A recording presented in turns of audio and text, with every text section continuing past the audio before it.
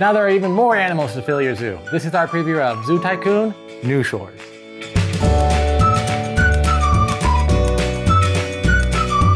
New Shores adds more animals, plus some additional mechanics to really switch up the gameplay of Zoo Tycoon. But I still think the breeding mechanic is pretty fun because, we're all animals. The animal meeples and the zoo theme is the big draw here, but I think it's the abundance of strategies that makes me want to keep coming back playing it again and again. We'll tell you all about it after this quick how to play. Zoo Tycoon takes place over 7 rounds, with each round having 4 seasons. In the spring, an event card is drawn, and animals in the zoo may breed offspring.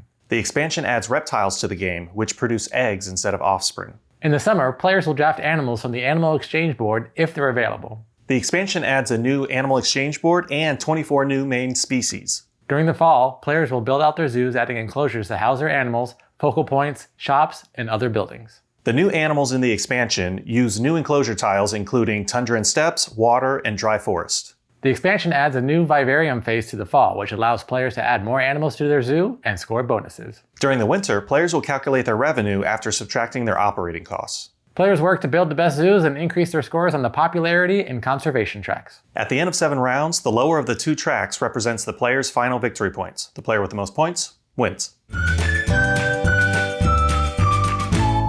We backed Zoo Tycoon on Kickstarter, but we were sent a prototype copy of the New Shores expansion so that we could do this preview video. Some of the rules or pieces may change from the final version. If you'd like to find out more or to back the Kickstarter, check out the link in the description below. I really like animal-themed games. I think a lot of people do because they seem to be really popular in the board gaming community. And I seem to like zoo-specific themed games like Ark Nova and other games like that. What I like about this is it feels more like you're actually running a zoo. So instead of just drafting cards and playing cards and chaining and doing those kind of things, this one you're really getting your animal. You have to make sure the animals are happy. You have to give them focal points, things to play with. You have to make sure they have land to move. You have to make sure that they have a male and a female so that they can breed. And then when you breed, you need to be able to do something with those offspring. So you really have to think about it, not just, oh, I'm playing animals and this is fun, but really, all right, I'm in charge of this zoo. I need to make sure all my ducks are in a row kind of a thing. And especially if you have ducks in your zoo. In terms of production value and table presence, I think very high marks for this game because all good quality pieces, great artwork with the animals, and even the little animal meeples too. You have your individual ones, like the darker color is the males, the lighter color is the females. And so just having all these to move around, like Kenny said, it is like you have a zoo here, and you got your little like workers too that you can tell them to have them do stuff also. So I also second that whole like, oh yeah, it's more, yeah, zoo. Hey, here's the little animal, like this little capybara that I have. Yeah, just fun to play and move those around, especially when you're waiting for your turn, because this can be a long game and you're just like, do, do, do. If you played the base game, you know how many animals and animal meeples there are. There's a lot in the game. When you first unbox it and you see all those animals in other packages and you're dumping them out and organizing them into the boxes, the expansion comes with even more of them. So you have a whole new set of animals, you have a whole new animal exchange. Plus with the expansion, you can make the animal exchange a modular thing where you take the animals from the base game and substitute them for animals in the expansion, mix and match and kind of make your own thing. So you're like, you know what? I like the polar bear edition, but I missed that panda. So I'm gonna put in the panda too. And I wanna mix and match and do all these things. So with the base game, you were set with what you had. With the expansion, you can really kind of make it your own, not only your own zoo, but your own game as you're forming your own zoo. Yeah, the variability, the customizability of the game with the expansion added, I think they really hit the nail on the head when they put this expansion out. Because I remember when we played the original or the base game, it's like, oh, okay, so really these never change. The goals never change. So, okay, I can see a couple more plays of this, and then you kind of figure out like, oh, everyone's going to go for this. Well, now with the expansion, that'll be less likely because, oh, you know what, guys? We played that one. Let's throw those out and let's add these animals in, or let's switch out these goals a little bit. So changing that, especially if you love the game, it is a lot. There's so many strategies and so many things you can do. So I don't think you'll ever really get bored. And I think the expansion definitely make sure of that. That is one thing that I really enjoy about the base game, and especially now with the expansions. I always felt that there were a lot of strategies that you could take. With the animal exchange, how it changes based on where the board moves, because there's cutouts, and sometimes certain animals are available and sometimes they're not. It's just like in real life with the zoo. You never know when the animals are available. So when the animals are available, if it works for your strategy and you can get them into your zoo, you'll have a much better zoo. So I just feel like there's so many strategies, and every time one small little thing happens, you just change the animals that are available. Suddenly you're like, oh, well, now I got to pivot. I got to change my strategy. Now I have to do this round. Maybe I'll go after that manatee next round because it's not available, but I got to make sure my animals are happy. Otherwise I can't get that manatee. So now I have to do this as my strategy. So there are a lot of strategies that you have to figure out in this game. And I find it fun to try to figure that puzzle out. At the top, I mentioned the breeding mechanic, and I think it's pretty fun here. It's not something new that,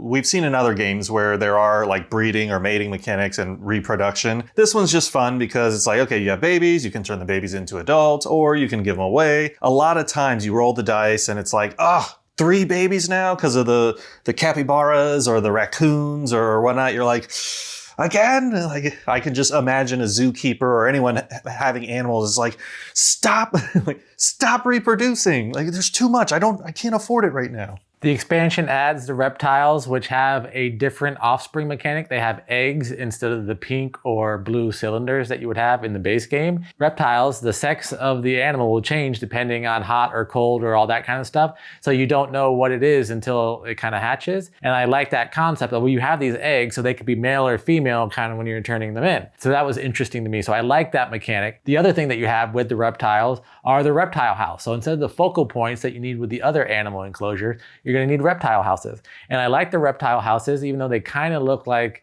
a chart that you would see on but I do like the reptile houses because they become part of your enclosure and you have to build them there. And I enjoy the fact that it's like, well, yeah, if you're in a zoo, you wouldn't just have the lizards running around everywhere. They'd be in that separate reptile house, so they have to have their own little enclosure. So I like that theming and that concept and how everything comes together. And it's fun to create your board. You have it there, 3D reptile house as you're building it.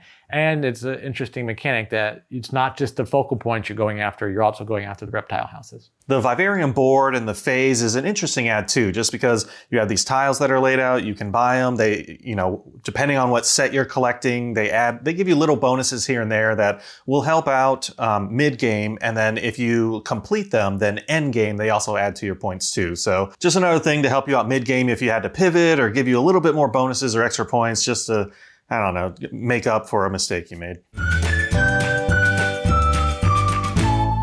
I would say I really like how they incorporated or added variability or being able to customize. So the dual board and then adding the cards and switching out goals, I think that really helps like the replayability of the game. I just like having more animals, so I like the variety of it. Yes, I like being able to switch them out and change them up game to game. I think that modulation is probably one of the best things to it, but just having more animals in general, just being able to fill up your zoo with all the animals that you want. Like, oh, I want a panda, I want a polar bear, I want a koala. Kenny, you're not winning. I don't care. I just want the animals, What did you not like about the expansion? So the base game, there's already a lot to consider, move, strategy, etc. Now the expansion adds even a lot more to just think about. Like, okay, all right, I got to think about my vivarium a little bit. All right, in order, I need eggs. How do I get eggs? Like water. And then some of these animals, like they don't really live in water, but they have to be touching water or a free water space in order for me to get them. So water, I mean, I get it, new shores. But I think it's just processing overload. You can't think. I think that's probably my biggest thing. I think it was the disconnect with, you're not expecting such a heavy, crunchy game from an IP property. A lot of the times when we do reviews, we're always like, oh, it's an IP cash grab. They slapped a name on it just so that you would buy it, and then you're playing it and you're like, yeah, I guess I got the nostalgia. I got the member berries there a little bit, but it's just whatever. Whereas this is like, it's Zoo Tycoon. I was like, oh, the nostalgia. We're just going to play it. It's going to be fun. That's what I was expecting. Then you go into it and you're like, no, this is a serious heavyweight game. Like if you're a board gamer, this is a game that you want to play, get into 2-3 hours, depending on the number of players that you're playing with. And I know that was one thing when I was first teaching the base game, when we got it and I was teaching, I was like, all right, guys, don't go into it expecting an IP game. It's not that. It's a real hardcore game, and you got to really think about it and come up with some good strategies. So I think that's what makes it seem overwhelming. But once you actually know what it is and you get into it, then you really have a lot of fun with it.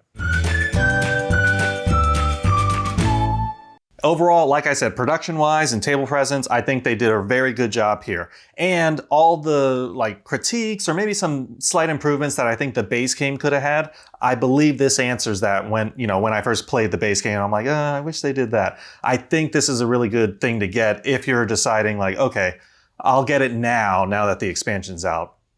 Thumbs up. I agree. I really enjoyed this expansion. I think it took a game that I enjoy playing and makes it even better. Both are still long to play. Both are heavier. So know that going in. No, you're not buying a simple IP cash grab. You're buying a gamer's board game here. So really go into that. If you're looking for that, if you're looking for something that adds a lot of variety, the expansion with the board game is something you should definitely check out. And that was our preview of Zoo Tycoon New Shores.